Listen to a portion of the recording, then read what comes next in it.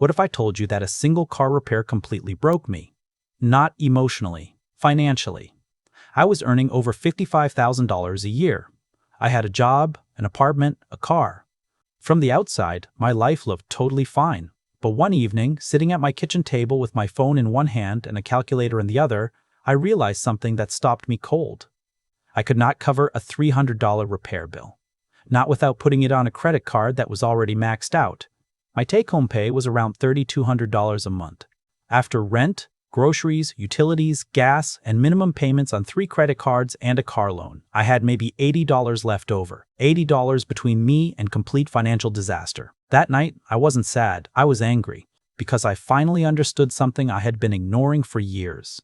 The debt wasn't just draining my bank account, it was draining my entire life. Here's what nobody tells you about debt. The real damage isn't on the balance sheet. It's inside your head.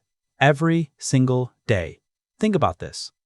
A study published in 2025 found that people carrying consumer debt experience serious sleep problems at nearly double the rate of people who are debt-free.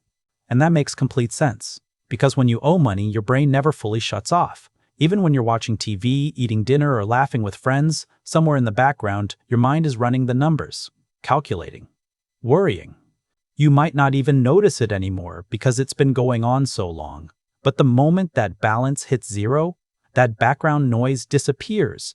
People describe it as waking up one morning and feeling lighter, like someone lifted a weight off their chest they had forgotten was even there.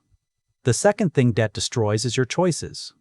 When you have hundreds of dollars in mandatory payments every single month, every major life decision gets filtered through one terrifying question. Can I afford to risk this? Can I quit a job I hate? Can I ask for a raise? Can I take a few weeks off for a family emergency? Can I even start saving for the future? When you're buried in minimum payments, the answer to almost all of those questions is no. Debt doesn't just cost money, it costs options. I know a woman named Rachel. She lives outside of Austin, Texas. She had about $28,000 in consumer debt. She paid every single cent of it off over 2 years. And the very first thing she did after making that last payment? She quit her job, the one she had been trapped in for 4 years. She told me she couldn't leave before because her monthly payments meant she needed every paycheck, on time, without any gaps. The debt had made her employer her prison guard. Paying it off was the key. Now let's talk about the math, because this part should genuinely shake you. Most people think debt costs them whatever they borrowed, plus some interest. But that's only half the picture. Here's the real number. The average American carries around $6,000 in credit card debt at roughly 22% interest. If you only pay the minimum every month, you'll pay nearly $9,000 in interest over the life of that balance. So a $6,000 balance ends up costing you $15,000 total. But wait, it gets worse. That $9,000 you paid in interest, that's $9,000 you never invested. If you had put that money into a basic index fund earning 8% annually, it would have grown to over $30,000 across 18 years. So the true cost of carrying just one credit card balance is closer to $45,000. One card, one balance. The average American. Now multiply that across all your debts, student loans, car payments, personal loans. In 2025, total American household debt crossed $18.8 trillion. Credit card balances alone hit $1.28 trillion. Almost half of all cardholders carry a balance every single month. This is not just a personal problem, it is a national emergency. And most people are just quietly suffering through it, alone. So how do you actually get out? Not in theory. In real life, starting from exactly where you are right now. Step 1. Write down every single debt you have. Every card, every loan, every balance, interest rate, and minimum payment. This step feels awful. Most people skip it because seeing the full number hurts. But you cannot find your way out of a maze you refuse to look at. Once you have the full picture, your job is to find extra money, even a small amount. Pull up your last 3 months of bank statements. Look at every charge that isn't rent, utilities, insurance, gas, groceries, or a debt payment. The average American spends over $200 a month on subscriptions alone and can't even name most of them. Cancel a few. Cut food delivery from 3 times a week to once. That's easily $200 to $300 a month you didn't know you had. Now, where do you aim that extra money? There are 2 main methods. The first is called the debt snowball. You pay off your smallest balance first, regardless of interest rate. You throw every extra dollar at it while paying minimums on everything else. When it's gone, you roll that full payment into the next smallest balance, and the next. Each payoff builds momentum. Research from Harvard Business Review shows that people using the snowball method are significantly more likely to actually finish paying off their debt, compared to people using a purely mathematical approach. Why? Because small wins create motivation. Motivation creates consistency, and consistency is what pays off debt. The second method is called the debt avalanche. Here, you target your highest interest rate first, regardless of balance size. This saves the most money over time.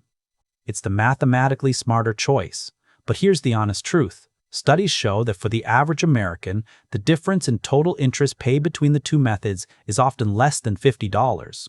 So pick the one that keeps you going. If you've tried before and quit, use the snowball.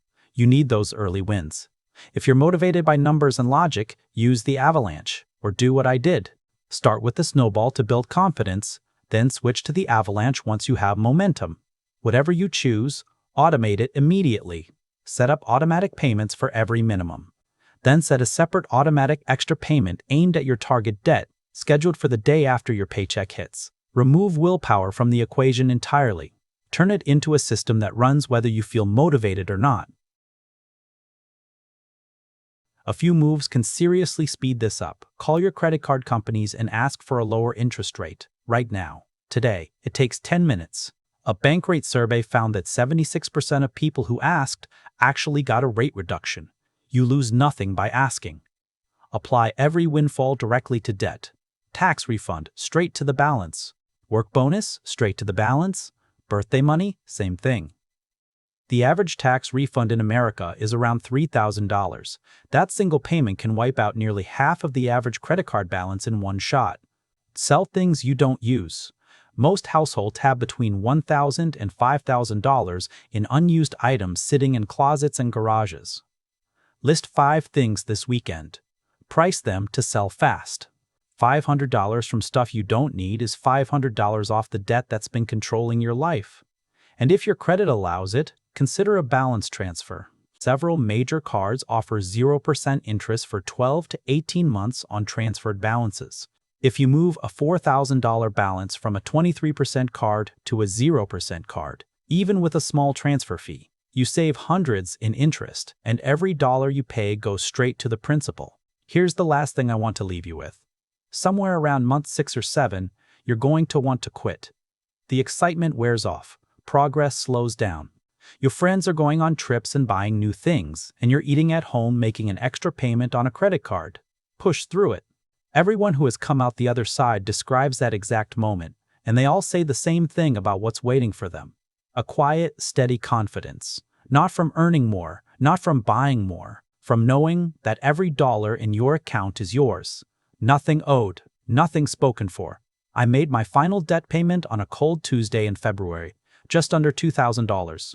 I transferred it, watched the balance drop to 0, and sat there in complete silence for a few minutes. No celebration, no big moment, just silence. And it was the most peaceful silence I had ever felt.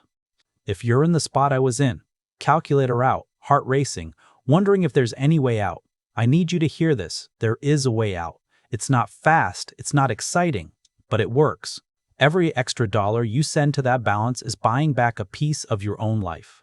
Start with the list. Find the extra money, pick your method, automate it, and let the math do the rest. The other side is real, I promise you. It is completely worth it. If this changed how you think about money, subscribe to Money IQ Pro. Next, watch this video on how people are building wealth from zero.